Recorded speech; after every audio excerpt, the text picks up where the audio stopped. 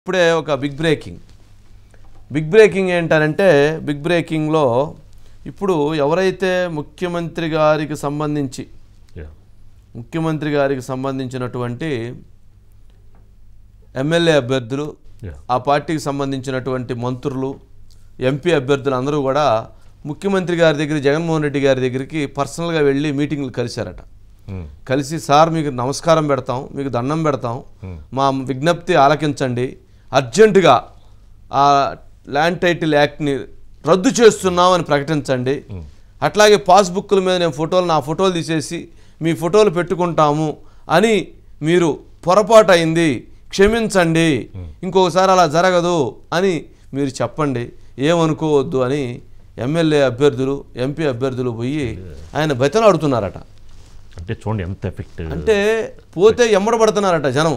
గ్రామాల్లోకి పోయి ఓట్లు వేయండి అంటే మీరు ల్యాండ్ టైటిల్ యాక్ట్ ఏంది, మా పాస్బుక్ల మీద మీ ఫోటోలు ఏంటంటే మా తాత మా తండ్రి ఇచ్చిన భూముల మీద మీరు ఎట్లా పెట్టుకుంటారు, ఏమనుకుంటున్నారు మీరు అని ఎమ్మెల్యే అభ్యర్థులు నిలదీస్తున్నారంట. వాళ్ళు ఏం చెప్తారు, ముఖ్యమంత్రి గారు ఇచ్చారండి అని చెప్పాలి. ముఖ్యమంత్రి గారు పెట్టుకుంటే ముఖ్యమంత్రి గారిని రమ్మని ఆయన సంగతి తెలుస్తూ ఉన్నారంట జనం. ఏం చేయాలి? ఈ మొత్తం ల్యాండ్ టైటిలింగ్ యాక్ట్ దెబ్బ ఎలక్షన్ లేకుండా చేసి పారేసింది. జగన్మోహన్ రెడ్డి గారికి ఆ ఫోటోల మీద ఉన్నటువంటి ఆ ఆకాంక్ష, ఆ పిచ్చి, ఆ ప్రేమ చివరికి అది అలా చేసుకొచ్చి తీసేసింది. చంద్రబాబు నాయుడు గారు ఏమైనా కనిపించిన కాడల్లా ఆ ఫోటో ఆ పాస్బుక్ ఒకటి తీసుకొని పోయి చెంచను దాన్ని ఇచ్చేయను, చెంచను దాన్ని చెత్తబొట్టలేను, ఇంకా పైపోయి అగ్గిపూల పెట్టి వెలిగించాను. లైటర్ పెట్టి వెలిగించారు, అగ్గిపూల పెట్టి లైటర్ పెట్టి వెలిగించారు. లైటర్ కూడా చేత కాదు కదా, చుస్సు నొక్కుతున్నట్టున్నారు. ఏదన్నా కానీ మొత్తం తగలబెడతా ఉన్నారు. ఇప్పుడు చూస్తేనేమన్నా ఎమ్మెల్యే అభ్యర్థులు పోయి ప్రమాదం అయిపోయిందండి, జనం ఒప్పుకోవట్లేదు, ఆ పాస్బుక్ల మీద ఫోటోలు నేను రావటంతో రద్దు చేస్తామని చెప్పండి, మీరే రిక్వెస్ట్ చేయండి అని ఎమ్మడబడుతున్నారట. ఏంటిది ప్రజలకు బాగా వెళ్ళిపోయిందండి, చాలా తీవ్రంగా వెళ్ళిపోయిందండి. అంటే ఇప్పుడు దాకా భూముల వరకే అనుకున్నారట. కాదు, ఇళ్ళు అయినా సరే, సెంటు భూమి ఉన్నా సరే, ఏ ప్రాపర్టీ ఉన్నా సరే అదంతా కూడా ఇకన ఈ మధ్యలో ఉన్నటువంటి ఎవరైతే ప్రైవేటు వ్యక్తి అట వీటిని కంట్రోల్ చేసేది. నేను చంద్రబాబు నాయుడు గారు చెప్పారు కదా మన ఇంటర్వ్యూలో, ఇది అమెరికాలో ఉండేటువంటి ఒక కంపెనీ దగ్గర వీటిని పెట్టి అక్కడి నుంచి ఆపరేట్ చేసి ఈ మధ్యలో ఉన్నటువంటి వ్యక్తులు మొత్తం దీన్ని అంతా ఎత్తేసేటువంటి ప్రయత్నం చేస్తున్నారని. మరి సెంటు భూమి ఉన్నోళ్ళు, ఇల్లు ఉన్నోళ్ళు, ప్రాపర్టీ ఉన్నోళ్ళు, భూములు ఉన్నోళ్ళు వీళ్ళందరూ ఏమైపోవాలి? ఏమైపోవాలి? ప్రాపర్టీస్ అన్ని ఏమైపోవాలి? అంటే అప్పుడు ఇదంతా ఒక పెద్ద ప్రతి ఒక్క వ్యక్తిలో భయం, ఆందోళన.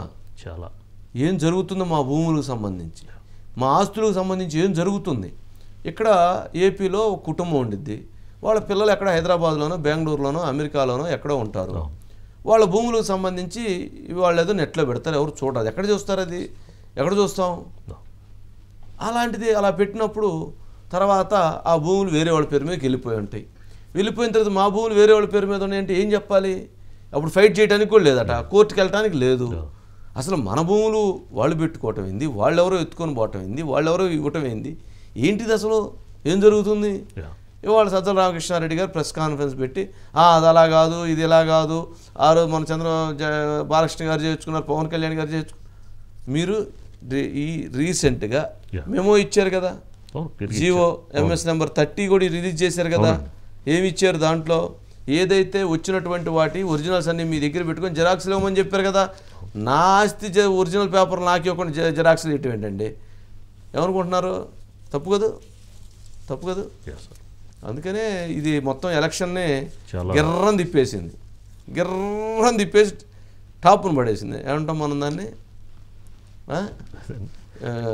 అట్లా అయిపోయింది పరిస్థితి. బైట్స్ ఉన్నాయి సార్. సురేష్ గారు ఉన్నారు, బాబు మాట్లాడుతున్నారు సార్. చంద్రబాబు నాయుడు గారు మాట్లాడుతున్నారా? సరే, మొత్తానికి ల్యాండ్ టైటిలింగ్ యాక్ట్ తోటి మొత్తం కొంపలు కొల్లేరు అయిపోతున్నాయి. సరే, రేపంతా ఎన్నికలకు రేపు సాయంత్రం 6 గంటలతో ముగిసిపోతుంది.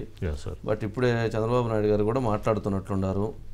ఎక్కడ ఒంగోలులో సభ దగ్గర నుంచి, ఒంగోలులో జరుగుతున్నట్లుంది. ఒకసారి